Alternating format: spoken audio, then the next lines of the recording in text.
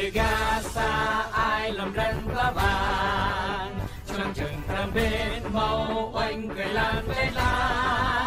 lan cơi xem ru bờ sắp ai qua ban con. Chụp hình sao chứ? Nhóm này chụp hình nhóm ta bên sang là chụp mấy thứ mê chưa đã chụp một mà này. Chụp chụp này. Một lúc nhập này sát đường xe. Cha này xe á. Chụp tao tên. Lùng quốc cơ chi giang anak lùng sang ini ka tiếp đi là tập lưu để cái tầm cao thành cao. Đây lùng sang ini ka bằng là tập lưu đấy. Chúng ta sẽ cả chậm này. Đoàn lệnh na cộng sản Việt Nam Hà Nội, đoàn lệnh ngại phát lùng sang ini ka. Phía đặt lùng sang ini ka lùng chúng ta bị bắt đoàn lệnh bị lắc. Rau làm quê lệ cao, quê bước lâu toàn phá. Phương gọi bầu đoàn lâu. Na cộng sản Việt Nam tại mạng và đầu nút đoàn lưu. Nhà đấu tranh để chăm quê. Đây pun phong nhà just stick thì về hư đắp chẳng cần gì chẳng cũng là ca phía này đây ca đây làm trạm thành cao là đi không là đi tàu lu lăng pha chúng ta đây là mang 10 cờ quân trang bom là đông lắc được là đông đấy tụi em là thằng nào chạm mặt lâu nên một chi là chắc là chiếc ca phía này đây ca đây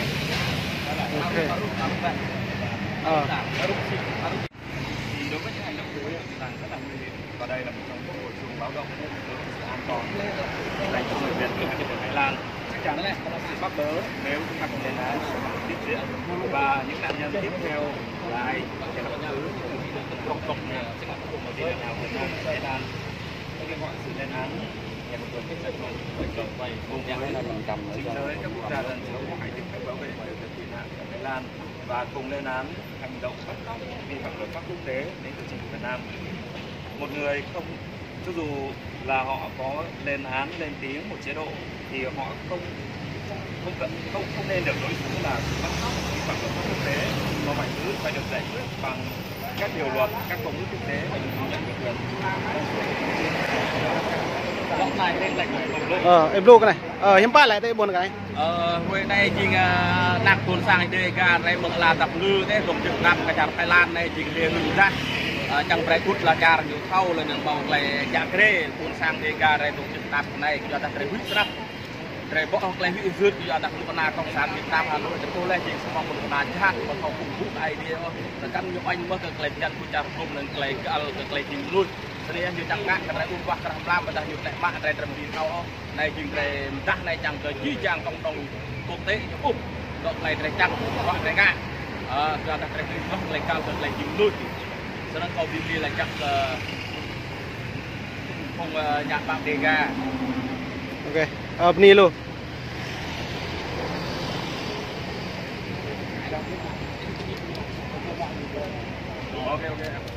Vâng, thưa chị, anh con có chuyện nói về người dân mình tị nạn ở đây không? Không được đâu. Ok, bây giờ nói chuyện với người tị nạn. Ok, tôi tên là Thành Trần, từ bên Canada qua đây tình cờ được biết là có một cái sự kiện hôm nay, đó là qua cái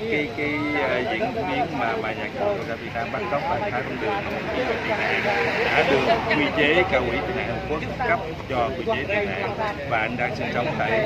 Thái Lan, nhờ ngày đi định cư thì bỗng nhiên nhà cầu Việt Nam có một kế hoạch để bắt anh Thái Bình Dương và đem về Việt Nam để mà xử lý, thì là cái tình trạng đó gây cho những đồng bào tị nạn rất là hoang mang và không biết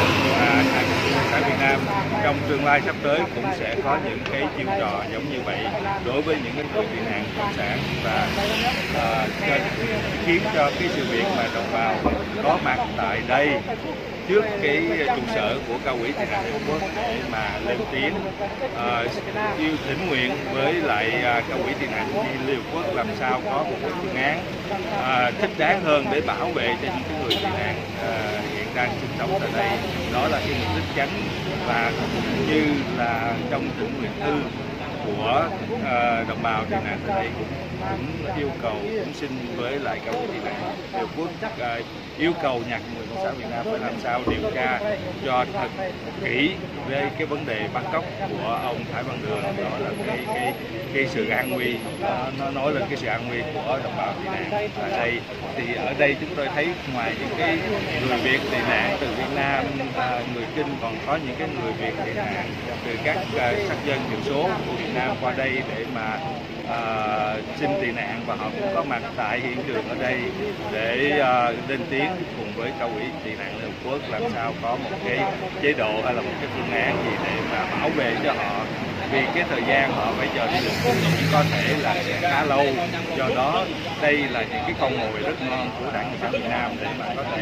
có thể họ qua họ bắt những cái người đây đem về Việt Nam để mà xử. Thì đó là một cái tình trạng rất là đau lòng mà người tị nạn tại đây đang phải có được cái sự lên tiếng của sự bảo vệ của Cao ủy tị nạn. Đó là cái mục đích của cái buổi tình rất là ôn hòa với sự phối hợp của những người tị nạn Việt Nam cũng như là những cái người tị nạn của các xã hội khác. Rồi, cảm ơn.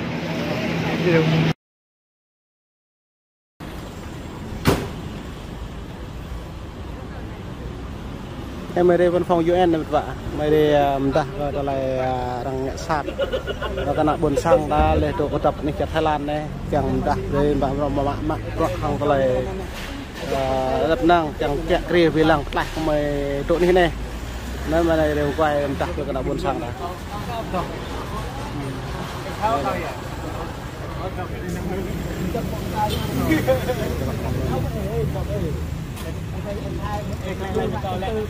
Này làm báo này.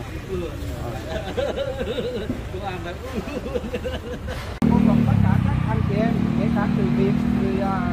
cộng đồng người Việt Nam Tây Nguyên và cộng đồng người Thái Lan và cộng đồng người Sao Đông đều tập trung về đây để có một cái buổi đưa tin liên quan đến cái sự việc mà anh Thái Văn Đường này bị bắt cóc về Việt Nam. Trước tiên trong cái ngày hôm nay thì chúng tôi cũng đã đến Cao ủy tị nạn và chúng tôi đồng tâm gửi một cái thỉnh nguyện thư gồm có hơn 300 chữ ký đến các cơ quan Cao ủy nhân quyền của Liên Hiệp Quốc và cơ quan Cao ủy tị nạn của Liên Hiệp Quốc, đồng thời là các trang báo đài, mong rằng cùng đồng hành đưa tin về sự việc này, vì đây là một sự việc rất nghiêm trọng liên quan đến cái an nguy của cái người tị nạn tại Thái Lan này. Rất mong sự đồng hành cùng với quý vị. Xin cảm ơn.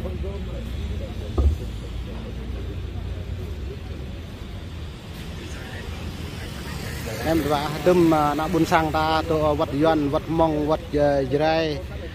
re bạn đi này lại về cái lại rằng mạng bị phạt ngã sạt na buồn sang ta lên tương chăng UNHCR này lại chăng lại về hiệp bạ nhiều về trong công sản phi bằng công sản như ngã lại như lăng luật quốc tế bộ màu tụ dọa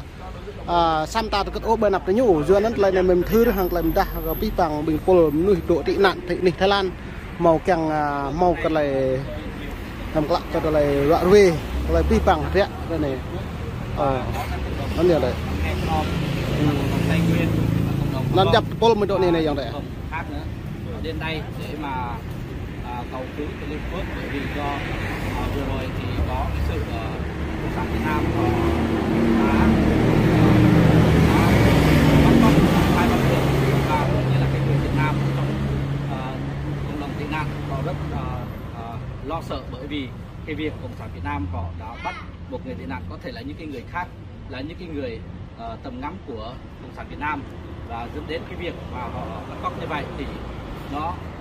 liên quan đến cái an nguy của những anh em cộng đồng tị nạn, và cũng như là cái kêu gọi cộng đồng quốc tế cũng như là Liên Hợp Quốc bảo vệ tị nạn, bảo vệ cộng đồng người tị nạn chúng tôi tại Thái Lan, để chúng tôi được cái sự thứ nhất là được sự bảo vệ của Liên Hợp Quốc, và thứ hai có thể là những cái người họ có thể là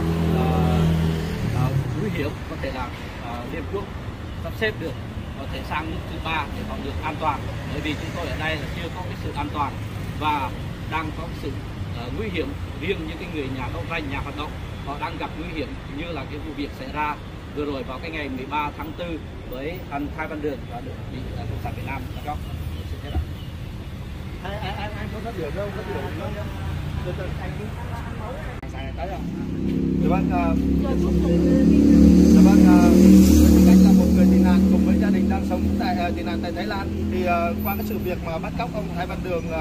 tại Bangkok, Thái Lan đưa về Việt Nam thì tôi kịch liệt lên tiếng lên án cái hành động bắt cóc này của nhà cầm quyền Việt Nam. Cái hành động này là một cái hành động chứng tỏ rằng đây là một cái dấu chỉ đàn áp xuyên quốc gia của nhà cầm quyền Việt Nam nối tiếp các cái vụ bắt cóc trước đây đối với người tị nạn. Chúng tôi hôm nay tập trung ở đây, chúng tôi kêu gọi cơ quan cao nhất, đó là cơ quan cao ủy Liên Hợp Quốc phải có những cái biện pháp để bảo vệ người tị nạn một cách hiệu quả hơn, tránh những cái tình trạng tương tự đã xảy ra và để đảm bảo an toàn cho những người tị nạn đang sống tại Thái Lan cũng như các quốc gia khác. Cảm ơn. Mình ai đại diện được? Dạ tôi là Sơn Vĩnh Mậu, cùng gia đình đang tị nạn tại Thái Lan. Hôm nay tôi cực lực phản đối nhà cầm quyền cộng sản đã bắt anh Thái Văn Đường và đưa về Việt Nam. Và hôm nay chúng tôi đã lên cao ủy tị nạn Liên Hợp Quốc cùng với các đồng bào các dân tộc thiểu số tại Thái Lan và yêu cầu cao ủy tị nạn Liên Hợp Quốc hãy đưa chúng tôi đến đất nước thứ ba nhanh và gấp. Tôi xin cảm ơn. Đây là đây, đừng nuôi tiền à? Quay cái video phát điểm ngắn 2 phút thôi. Nhưng mà anh chỉ một cái sau này mà mất điều này hoặc là đứng đây này. Lấy đồng buộc, Rồi. Lọc ra. Lấy được âm thanh cho chuẩn nhá. Lấy âm thanh chuẩn nha. Rồi ok. Vâng, xin kính chào toàn thể quý vị. Như quý vị cũng đã biết là trong cách đây 3 ngày là nhà cầm quyền của Cộng sản Việt Nam họ đã tổ chức bắt cóc một người tị nạn tại Thái Lan có tên là Thái Văn Đường. Và đây là một hành động rất là nguy hiểm. Nhà cầm quyền của Cộng sản Việt Nam họ đã bắt cóc lên luật pháp và các công ước của quốc tế để thực hiện hành động bắt cóc này. Bởi vậy nên hiện nay tất cả những người Việt tị nạn đang sinh sống tại Thái Lan đang cảm thấy rất là hoang mang và lo sợ. Bởi vậy nên trong ngày hôm nay là ngày 19 tháng 4 năm 2023, chúng tôi gồm một số người anh chị em tị nạn người Việt tại đây đại diện cho một nhóm gồm hơn 300 người đã đồng tình gửi thỉnh nguyện thư lên cao ủy tị nạn của Liên Hiệp Quốc và các tổ chức, mong rằng là các tổ chức đài báo, các tổ chức nhân quyền quốc tế và cao ủy tị nạn của Liên Hiệp Quốc hãy đáp ứng với chúng tôi 3 yêu cầu rất mong muốn là các quý vị vào cuộc để giúp đỡ xem xét. Thứ nhất là phải điều tra rõ ràng liên quan đến sự việc ông Thái Văn Đường bị bắt cóc tại Thái Lan để trấn an cho người tị nạn tại Thái Lan này. Thứ hai là phải có một chính sách bảo vệ tốt đối với người tị nạn tại Thái Lan này. Và thứ ba là phải có những chính sách thúc đẩy về việc tái định cư cho người có quy chế tị nạn tại Thái Lan này để tránh tình trạng nguy hiểm. Rất mong các cơ quan có thẩm quyền vào cuộc và đặc biệt là các đài báo, tất cả các phóng viên báo chí, các anh chị em cùng vào cuộc để giúp đỡ chúng tôi, những người tị nạn đang sinh sống tại Thái Lan hiện nay đang gặp rất nhiều nguy hiểm từ việc bắt cóc của chính quyền Cộng sản Việt Nam và những hành động lưu manh của chính quyền Cộng sản Việt Nam. Xin cảm ơn.